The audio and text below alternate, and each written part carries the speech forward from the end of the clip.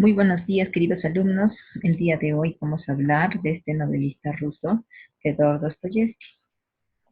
Antes de hablar de Fedor Dostoyevsky, vamos a hablar de la corriente a la que él pertenece.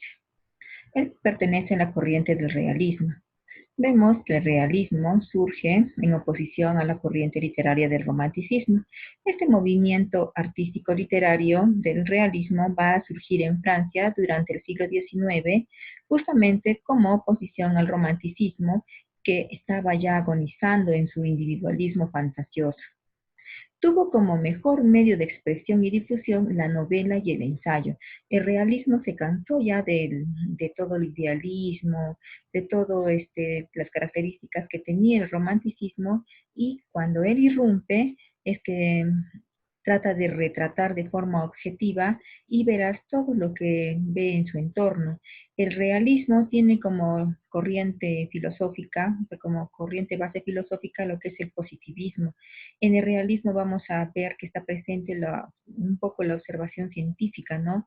O sea, comienza a aplicar ese método científico también en la descripción de la realidad, ¿no? Comienza a observar minuciosamente la realidad para poder ser descrita. Vemos entonces que el realismo es consecuencia de las circunstancias sociales de la época. ¿Qué pasaba pues en esa época? En esa época se consolida la burguesía, vemos que se da el periodo de industrialización, ¿no? Comienzan a crecer pues las fábricas, también se produce un crecimiento urbano en las ciudades, y es con esto que va apareciendo una nueva clase social, el proletariado, esa clase social que de alguna manera era pues explotada, ¿no? Era oprimida en esa época. ¿Cuáles fueron entonces las características del realismo? Mira, el realismo como corriente se dio en todos los aspectos, o sea, en lo que es el plano artístico, en la pintura, en lo que es la literatura, abarcó todo. ¿Y cuáles fueron esas características que tuvo el realismo? Bueno, lo que más primaba en el realismo es la objetividad literaria. Mientras el romanticismo era subjetivo, el realismo se caracteriza por ser objetivo. Aquí va a predominar la razón sobre los sentimientos. ¿Ya? Va a predominar pues el hecho de estar observando, ¿no? Nuestro entorno sobre los sentimientos, sobre lo idealizado. Va a haber una preferencia por la narrativa, porque este género narrativo es el que permitía reflejar fielmente la realidad. También se va a dar el don de la observación. Vuelvo a repetir, con ese don de la observación se relaciona bastante con lo que es el positivismo de Augusto Comte. Se da un estilo sobrio y preciso, y van a abundar las descripciones. Es en ese periodo donde surge la novela psicológica francesa, o sea, surge, mira, un atisbo, ¿no? De lo que es la novela psicológica con Stendhal, en la obra Rojo y Negro, pero sin embargo la novela psicológica llega a su punto máximo, a su punto cumbre, con Fedor Dostoyevsky, que es a quien vamos a analizar el día de hoy. Veamos que los representantes del realismo en Europa fueron los siguientes. Mira, en Francia destacó el que te mencionaba, Stendhal, con sus obras La Cartuja de Parma y Rojo y Negro sobre todo. Honoré de Balzac, que escribió La Comedia Humana, un compendio que contiene más de 100 cuentos. Gustavo Flaubert con Madame Bovary y Salammbô, perdón. En Inglaterra destaca Charles Dickens con su obra David Copperfield. También Charles Dickens, recuerda que también es el que escribe Cuentos de Navidad, ¿no? El libro donde están los tres fantasmas de las Navidades. Estados Unidos destaca Martha Iwan con las aventuras de Tom Sawyer. Y tenemos aquí en Rusia que destaca Fedor Dostoyevsky con Crimen y Castigo, Los hermanos Karamazov, El idiota, León Tolstoy con La guerra y la paz, Ana Karenina, Anton Chekhov con Jardín de los cerezos y Nicolás Gogol con Almas muertas. Justamente nosotros nos vamos ahora a dedicar al más grande representante del realismo, de la novela psicológica. ¿Y quién es el más grande representante de lo que es el realismo y de la novela psicológica? Bueno, el realismo ruso es Fedor Dostoyevsky y él es pues uno de los grandes narradores del siglo XX que ha cambiado la narrativa de su época. Actualmente, pues ahora nosotros podemos, todavía, ¿no? Hay muchos que nos maravillamos de su obra. Bien, vamos ahora a hablar, pues a conocer un poco de Fedor Dostoyevsky, dónde nació. Nació el 11 de noviembre de 1821 aquí en Rusia, en Moscú. Bueno, tuvo una niñez muy desagradable y enfermiza. Eh, Su padre pertenecía a una buena familia, un hacendado que era bastante malo, de un carácter demasiado malo, era muy duro con sus empleados, cuando estaba en sus estados de ebriedad los maltrataba y también era bastante rígido con los hijos. O sea, él tiene, bueno, Fedor es el segundo de 7 hermanos, si más no me equivoco, y también pues recibió, ¿no? Ese maltrato ese dominio de la figura paterna. De su padre fue tan dominante que a los 17 años, o sea, los envió a estudiar a su hermano y a él a la Escuela de Ingenieros Militares en San Petersburgo, perdón. Entonces, Fedor, queriendo o no queriendo, tenía que cumplir la voluntad del padre. Allí, en realidad, a Fyodor los estudios no eran de su agrado. Él desde un inicio siempre quiso dedicarse a lo que es la literatura, pero no podía contradecir al padre. Ahora, la madre de Fyodor o de Fedor Dostoyevsky fallece también cuando él apenas cumplía los 15 años y después a los 18 fallece su padre en condiciones extrañas. Se dice que, bueno, ahí es el data, ¿no? Bueno, hay una anécdota que nos cuenta que su padre murió porque sus empleados, cansados de sus abusos, sobre todo cuando estaba pasado de la bebida, le hicieron tomar tanto vodka que murió ahogado. Bueno, es lo que dicen, ¿no? O sea, Fedor Dostoyevsky pues observó este hecho, ¿no? Analizando, ¿no? Cómo es que estas personas, pues los empleados de su padre se habían revelado, ¿no? Frente a él, ¿no? Por el constante abuso que él les daba. Es así que en el año de 1846 escribe su primera novela o publica su primera novela, Pobres Gentes, la cual recibe unas buenas críticas y es un libro bastante novedoso, en el cual analizaba los conflictos del protagonista, observándolos desde su propio interior. Aquí nos mostraba pues un poco de alguna manera la figura, ¿no? De esas personas como que abusaban de la gente. Él de alguna forma también se vio comprometido, ¿no? Con un pensamiento un poco socialista. Tal es así que en 1849 su carrera fue interrumpida cuando se unió a un grupo de intelectuales que leían y debatían teorías de escritores socialistas franceses, acto que en ese entonces estaba prohibida en Rusia. En ese entonces Rusia estaba siendo gobernada por un zar, entonces el pensar pues en ideas socialistas, el pensar en cambiar la sociedad estaba prohibida en ese entonces. Lastimosamente para Fedor, en una de las reuniones que tenía con esos jóvenes intelectuales, se infiltró un informador de la policía y es por eso que todos esos intelectuales fueron detenidos y enviados a prisión. El tiempo que pasó en la cárcel lo hizo cambiar tanto a él, ¿no? O sea, él en realidad tomó esta experiencia carcelaria como para profundizar el conocimiento y la complejidad del espíritu humano. O sea, él desde su niñez siempre no estuvo analizando esa personalidad, esa parte de los conflictos humanos. O sea, él analizaba la conducta de su padre, su propia conducta.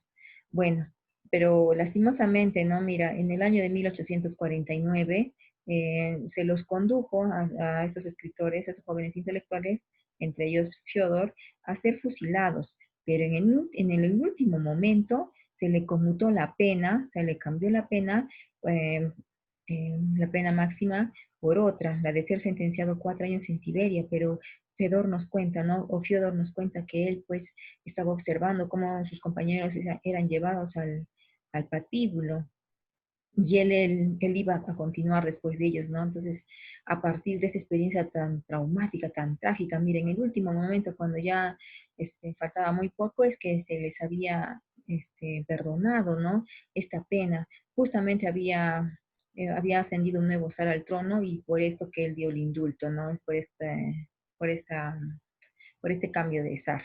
Entonces, esto le trajo serias consecuencias a Fedor, ¿no? Esto le trajo consigo una enfermedad esquizofrénica, perdón, de epilepsia que no lo, que lo acompañaría hasta su muerte. Bueno, entonces Fyodor tiene que ir a Siberia, ¿no? Mira, acá te muestro una prisión en Siberia donde tiene que trabajar, que estar 4 años encerrados en esta prisión. A Siberia solamente iban pues los delincuentes pues más avesados, los criminales más avesados. Entonces imagínate, ¿no? Cómo es que Fyodor tuvo que vivir, ¿no? Con ese tipo de gente. Entonces el estar en contacto con ese tipo de personas le permitió a él conocer pues la psicología de este tipo de personas. Esta experiencia lo ayudó mucho para lo que sería su posterior obra, esa experiencia con los más avesados criminales, donde pudo recoger las experiencias de estos. Él mismo contaba que en la prisión era como un chiquero, ¿no? Todos solían incluso a cerdo y es más, tenían que comportarse como tal para lograr para lograr vivir, ¿no? Supervivir ahí. Bueno, una vez que ha terminado su pena de 4 años forzosos en Siberia, todavía no terminó allí su pena. Fue obligado a servir como soldado raso a su país. Entonces, recién fue liberado en el año de 1854, en cuando se le envió a una guarnición militar en Mongolia, donde pasó los siguientes 5 años. Aquí en Mongolia se enamora de una joven, que era la vida de un amigo suyo, que era muy guapa, muy simpática, pero que sin embargo ella estaba atravesando, ¿no? Una tuberculosis. Ella tenía tuberculosis, pero sin embargo eso no le importó a Fyodor y se casa con ella. Una vez ya en San Petersburgo, retoma su carrera literaria, ¿no? Lanzando una publicación mensual con su hermano Mijail, llamada este, Renja o Tiempo. Sin embargo, en esta situación, su esposa pues ya comienza a decaer, ¿no? Esta enfermedad, la tuberculosis que padecía, ya estaba en su último periodo en ella. Recuerda que en ese entonces pues no era fácil tratarla, ¿no? Bueno, entonces, en esa época, Fyodor conoce a una joven actriz de 20 años con la que también sostiene un apasionado romance. Pero sin embargo, esta joven no, o sea, era una persona tóxica para Fyodor. En una de esas quedan en encontrarse en París. Entonces, Fyodor, pensando en que podía, pensando en ella, ¿no? En que podía complacerla en más caprichos y que tuviese dinero, se decide ir a los casinos de Alemania para poder duplicar el que ya tenía. Y comienza pues a jugar, ¿no? Juega incansablemente durante 4 días pensando que iba a ganar. O sea, él pensaba que tenía el poder de predecir adivinar el juego, pero sin embargo, esto no se daba. Entonces, después de haber perdido el tiempo y haber perdido su dinero en esos casinos alemanes, se va a encontrar con ella a París, pero ella se había cansado de esperarlo y se fue con un español que conoció en París y lo dejó a Fyodor. Él pues se sintió pues muy triste, ¿no? Y mucho más triste se sintió cuando ya su esposa estaba ya agonizando. Él acompaña a su esposa y cuando ella fallece, él escribe, ¿no? Memorias del subsuelo, inspirándose en esto que vivió con ella. Luego vemos que lastimosamente su hermano Mijail también fallece, entonces eso también a él pues lo sume en una tristeza, ¿no? Mira, ya no tiene la esposa, ya no tiene el hermano, incluso el hermano ha dejado muchas deudas financieras que él se ve obligado a pagar. Prácticamente Fyodor se queda en la ruina. Él recurre para esto a un préstamo y él se compromete con un editor no a cederle todos los derechos de sus obras si no le entregaba una novela completa en el plazo de un año. Entonces ese editorial pues le adelanta el dinero que Fyodor necesita y entonces Fyodor pues otra vez no comienza tenía una afición por el juego. Entonces, él comienza a escribir en ese tiempo Crimen y Castigo. Es su obra monumental, pero sin embargo, cuando ya faltan 2 meses para cumplirse el plazo de un año, él no quiere entregar esa novela a su editor. Entonces dice, ¿cómo puedo hacer para poder escribir, ¿no? Una novela? Ya tengo 2 meses solamente. Y para esto contrata los servicios de una mecanógrafa, Ana Esquintina, con quien posteriormente se casaría. Entonces ella pues le ayuda prácticamente a terminar la novela El Jugador en tan solo un mes. Entonces, mira, esta novela El Jugador, ahí Fyodor vuelca todas sus experiencias en el juego, toda la obsesión, todo lo que siente en el juego. Entonces, esta novela también es un éxito y esta es la que le entrega la editorial. Entonces, luego, una vez terminada la novela, escrita ya y entregada a la editorial, él pide la mano de Ana y se casa con ella. Posteriormente publica en la que sería pues su más grande novela, Crimen y Castigo, también en el año de 1866 y escapa de Rusia porque se había hecho de muchas deudas, entonces los acreedores pues estaban tras él. Entonces él escapa a diferentes países de Europa y allí es donde ya se hace de un prestigio, ¿no? Tras la publicación de sus novelas Crimen y Castigo, luego vienen otras, bueno. Después nuevamente regresa a Rusia, pero ya en el año de 1873, cuando ya había obtenido el reconocimiento internacional y lastimosamente pues muere el 9 de febrero de 1881 en San Petersburgo, perdón. Entonces, esto es la azarosa vida de Fedor Dostoyevsky, ¿no? Imagínate ese genio para poder escribir. Vamos a ver cuáles fueron las características de su obra. Dostoyevsky destaca por ser el más grande psicologista, psicoanalista, ¿no? Porque a través de sus obras nos va a mostrar pues, la psicología, el modo de pensar de sus personajes. Aparte que se ve en él una honda inspiración cristiana. Ojo, me olvidé comentarte, él cuando fallece, le pide, no sé, él ya presiente que va a fallecer, el pulmón prácticamente le explota.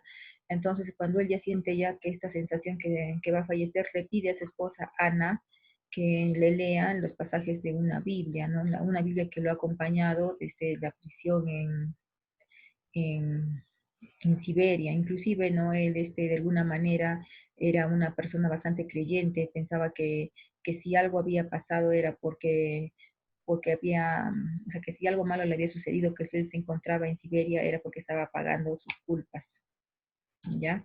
Es por eso que justamente este pensamiento suyo también está presente en su obra, ¿no? Vemos que hay una honda inspiración cristiana hacia la fe, también hay una gran fuerza descriptiva. Sus personajes por lo general son personajes, son gente desgraciada. En sus obras vamos a observar, pues, no un héroe, no la figura de un héroe, sino la figura de un antihéroe, a esos personajes que sufren, que tienen una vida angustiosa, esos que de repente están sumidos en la pobreza, están sumidos en las más terribles obsesiones, pasiones. Vamos a ver entonces que él siente o se solidariza con el sufrimiento humano. Es más, cuando Dostoyevsky falleció, y la gente de Rusia nos dijo, y ahora, ¿quién nos va a representar? Porque él a través de sus obras representaba cierto sector también de la sociedad. Dentro de sus obras podemos encontrar Pobres Gentes, que fue la primera novela que publica. Tenemos El Idiota, Los Endemoniados, El Eterno Marido, Crimen y Castigo, Humillados y Ofendidos, El Jugador, La Casa de los Muertos, Memorias del Subsuelo y Los Hermanos Karamazov, que fue la última de las novelas que él hizo, ¿no? Él tenía mucho empeño en realizar esa última novela sin saber que, o sea, él todavía no había considerado que había escrito su mejor obra, ¿no? Su mejor obra fue Crimen y Castigo, pero él todavía no lo consideraba de esa manera. Entonces él decía, no, ahora sí, y le puso mucho empeño para poder escribir esta historia de los hermanos Karamazov, que cuenta la historia de 4 hermanos en donde el padre fallece y están tratando de averiguar quién había cometido el crimen contra el padre, ¿no? Y es que los 4 hermanos tenían razones de sobra para poderlo hacer. Ahí también de alguna forma vemos volcados los sentimientos de cierto rencor que sentía el padre recuerda que su padre era bastante autoritario, ¿no? Y una figura muy, muy, muy dictatorial en la vida de nuestro escritor. El realismo de Dostoyevsky. A ver, ¿dónde está presente el realismo de Dostoyevsky? Es que el realismo de Dostoyevsky en realidad pertenece al campo de la psicología, ¿no? Su campo de observación no es la sociedad ni el contexto, sino su campo de observación es el interior del hombre. Dostoyevsky es poseedor de un agudo conocimiento de la mente humana, especialmente él está está investigando la psicología de aquellas personas que han llevado vidas extremas, ¿no? Escudriña, ¿no? La mente de las personas que han caído en la miseria, en la desmedida ambición, en el asesinato, en el vicio. Y justamente a través de esta cualidad que él tiene, nos va a retratar pues esos personajes con esos caracteres complejos, esos personajes que viven siempre atormentados. Ese es lo que más destaca en Fedor Dostoyevsky. Vemos que su novela psicológica es una obra en prosa, es una ficción en prosa que eh, va a enfatizar la forma de pensar de los personajes, o sea, vamos a poder saber qué es lo que piensa el personaje, por qué comete tales acciones. No simplemente va a relatar el porqué de las cosas o la finalidad de la acción, sino que vamos a poder observar el sufrimiento interno que tienen estos personajes.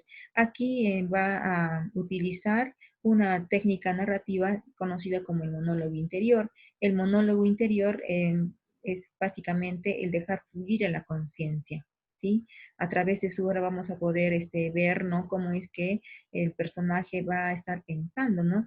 Y esto mayormente está presente en su novela Crimen y Castigo, donde el personaje principal, Radión Raskolnikov, es un estudiante que se ve asediado por la miseria.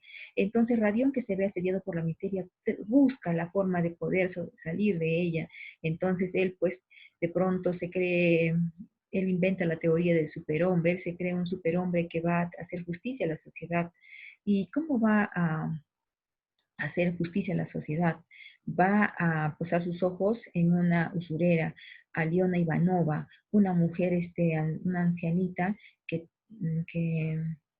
que bueno, que de alguna manera tiene mucho dinero. Ella pues tú le dejas algo a cambio y ella te da dinero. Entonces él ve que esta persona es un ser avaricioso y que el mundo o la sociedad estaría mejor sin ella. Entonces Rodion analiza la situación y comete un crimen perfecto, ¿no? Él mata a la ancianita y con un engaño logra que ella le abra la puerta de su casa diciéndole que va a darle un reloj en prenda.